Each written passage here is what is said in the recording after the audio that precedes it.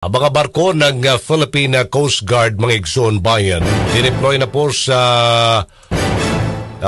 West Philippine Sea ay na-reposition na para magbigay ng ayuda. Relief goods itong ibibigay po sa mga biktima ng Bagyong Christine sa Bicol. So, pansamantala mo nang lilisanin ng ilang mga barko ng Philippine Coast Guard ang pagbabantay natin dyan sa West Philippine Sea. Pero I'm sure meron po sila diyang iniwang barko na mag-monitor naman dito sa napabalitang umano'y reclamation ng China dyan sa West Philippine Sea. Kaya kinakailangan talaga natin ngayon na mag-invest na ng mga barko sa Philippine Coast Guard. Nandiyan na ba? Makakausap natin ang Philippine Coast Guard in a while, ha? Nandiyan na, Don? Wala pa. Okay. So ito pong multi-role response vessels, BRP Cabra, BRP Suluan, BRP Teresa Magbanwa, ay nagtatransport na po ngayon ng relief supplies sa mga biktima ng kalamidad sa Bicol Region. Latest report na natanggap ng RMN Manila DZXLUs, yung BRP Cabra ay umalis po ng port area dyan sa Maynila nung Sabado at dumating na po sa Pasakaw Port dyan sa Camarines Sur na may dala-dala po mga boxes of food packs, bigas, mga mainom na tubig, mga canned goods, noodles at kape. Meron din itong dalang 2,200 relief packs na dinonate naman ng isang senador at ganon din yung mga sako-sakong bigas ni Kong Erwin Tulfo and 300 sliced bread mula kay PCG Auxiliary Captain Melvin Villa. Yung Teresa Magbanwa naman nasa Cebu na para ibigay naman mamahagi ng mga family food packs provided ng Department of Social Welfare and Development Region 7. Ang DSWD said, sinabi po ng DSWD ay kanina, they are aiming to send additional family food packs.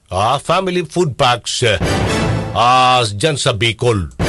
Okay, nandito na po. Sandali lang, Makakausap natin ang Coast Guard, Commodore Algier Ricafrente, ang tagapagsalita ng Philippine Coast Guard. Commodore Ricafrente, magandang umaga. This is Aljo Bendijo. Live na po tayo ngayon, sir, sa RMN Manila, DCXLUs 558. Magandang umaga, Aljon, at magandang umaga din po sa inyong tagapakinig. Opo, hingi lang po kami ng update ngayon. Kami po ay nagpapasalamat po sa inyo sa Philippine Coast Guard dahil agad ninyong pinadala ang ating pong mga multi-role response vessels para po magatid ng supplies, relief supplies sa mga kalamidad, sa mga biktima ng kalamidad, dyan sa Bicol Region. Hingi lang po kami ng update, Commodore Ricafrente.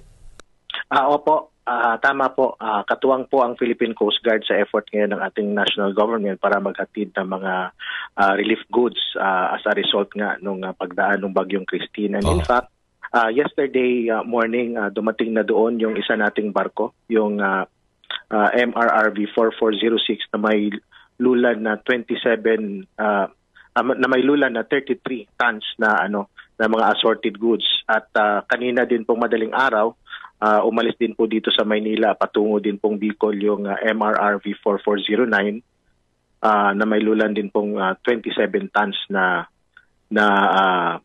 assorted relief goods. Ito naman po ay nanggagaling paghalong galing sa DSWD.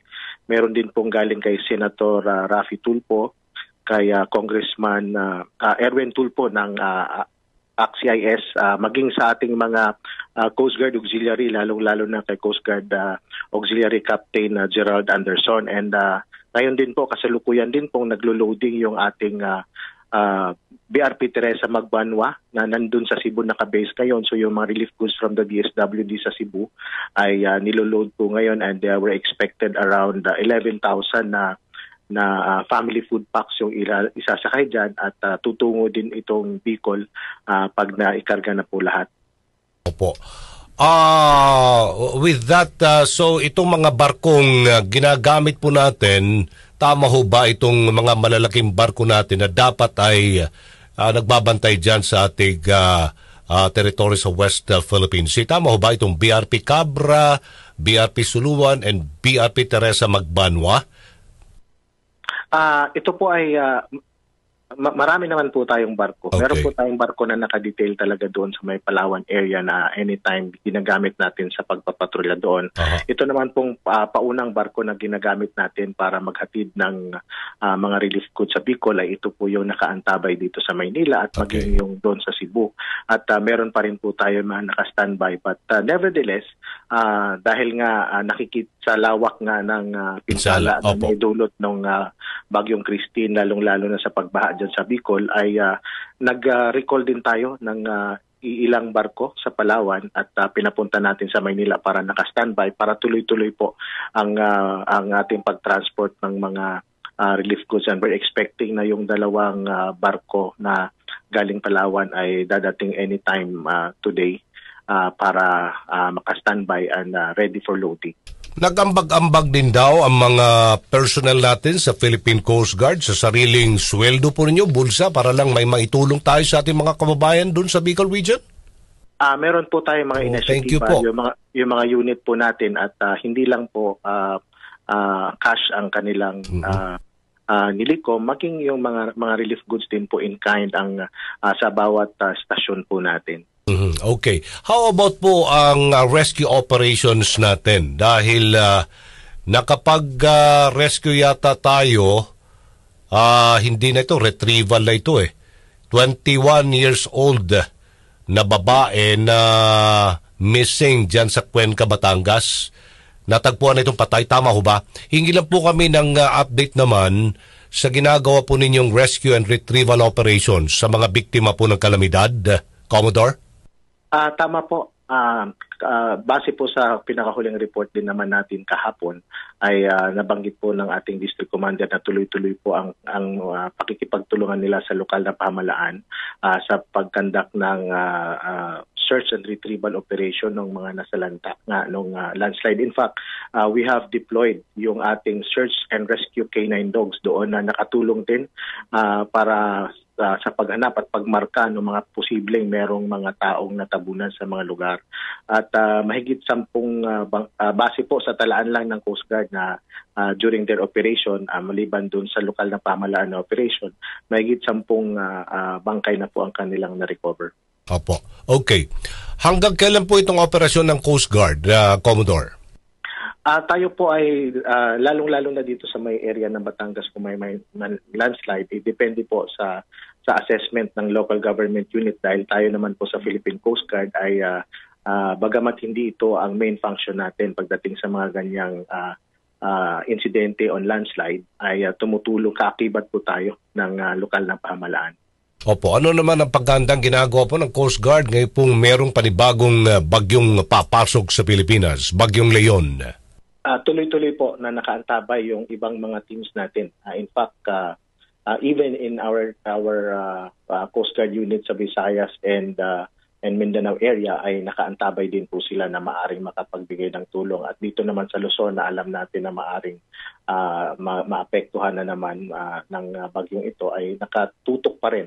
While our personnel is undertaking the relief operation yung ginagawa natin most of our personnel, pero meron din tayo nakaantabay na kung sakaling magkaroon ulit ng pagbaha ay nandun pa rin po yung ating mga tao at luckily dahil nga nasa relief operation na tayo ay nabigyan natin ng konting panahon para makapagpahinga yung ating mga personnel. Pero tuloy-tuloy pa rin po dahil alam din naman natin na papalipit na yung undas na ito'y ginugunita ng ating mga kababayan ay nandun din po yung ating mga tauhan ngayon na while mag-start tayo ng ating intensify ng ating pagbabantay sa pantalan para mas maiayos natin yung kanilang pagbiyahe ng ating mga kababayan ay dahil nga sa nakaraang bagyo na marami tayong stranded na mga passengers ay nandun na ang ating mga personnel para tumulong sa iba pang ahensya sa ating mga pantalan. While we are repositioning para mag-deliver ng relief goods ang ating pong mga multi-role response vessels natin, paano po natin masisiguro uli, Commodore, na hindi tayo masalisihan ng mga banyaga dyan sa ating teritoryo sa West Philippine Sea? Gaano po ka higpit ang pagpapatrolya at pagbabantay pa rin natin dyan? Sa nabanggit ko nga kanina, while magdi-deploy tayo ng mga barko dito sa relief operations natin, marami pa rin po tayo mga barko na ginagamit para mag-conduct ng general routine patrol sa mga karagatan, lalong-lalo na sa West Philippine Sea na ating nasasakupan. Okay. Maraming salamat po sa inyong panahon, Commodore Alger Ricafrente, at ganun din sa lahat ng mga tauhan natin dyan po sa Philippine Coast Guard sa pagtulong ninyo. Opo. Maraming salamat din po at magandang umaga po sa inyo. Magandang umaga din. Spokesperson siya ng Philippine Coast Guard dito po sa pagtugon natin, pagtulong sa ating mga kababayang sinalanta ng Bagyong Christine dyan sa Bicol Region. Si Aljo Bendijo sa DCX.